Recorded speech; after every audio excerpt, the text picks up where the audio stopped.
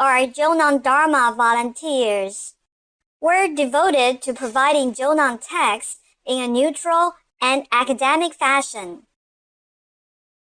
All videos produced by jonangdharma volunteers are freely available to repost.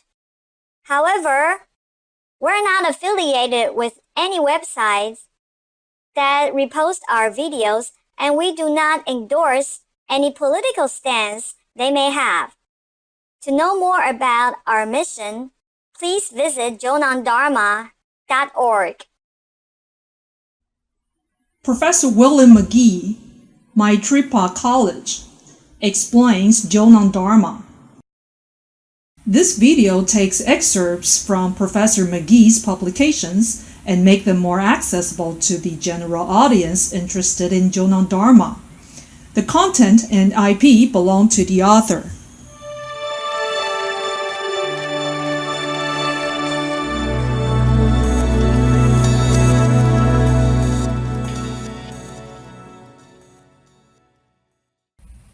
From the Gelug point of view, the Jonang path leading as it does to the realization of the indwelling Buddha matrix does not solve the root problem confounding all beings, which is that ignorance conceives of phenomena as being inherently existent.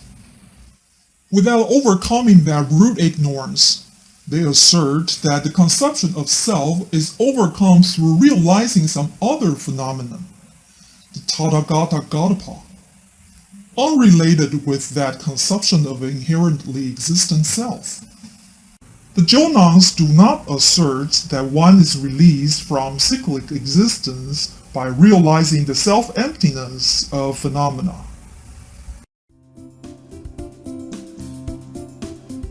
In other words, the Gelug say that the sentient being's root problem is not realizing the self-emptiness of phenomena, and the solution is realizing the self-emptiness of phenomena.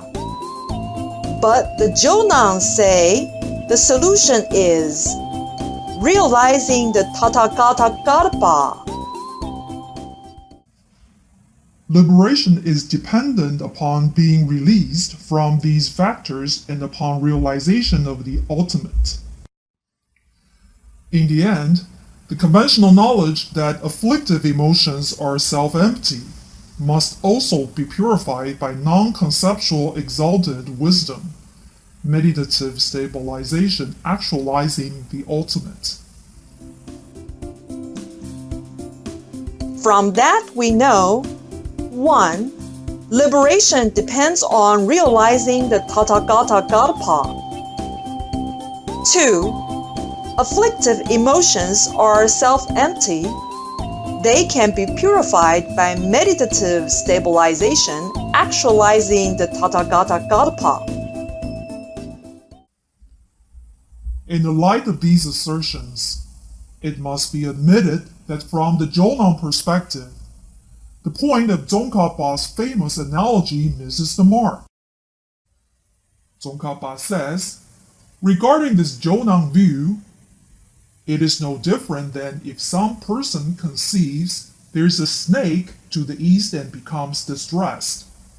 And if someone else, thinking the distress cannot be overcome by thinking there's no snake to the east, instead says, think on the fact that to the west there's a tree. Through this, you will get rid of your conception of a snake in the room and will overcome your distress. Rather, it seems to be the Jonang position that the snake is the workings of conventional wind and mind, the tree is the Buddha matrix, and that indeed one can become liberated, rid of the conception of a snake, by realizing and actualizing the Buddha matrix, the tree in the West.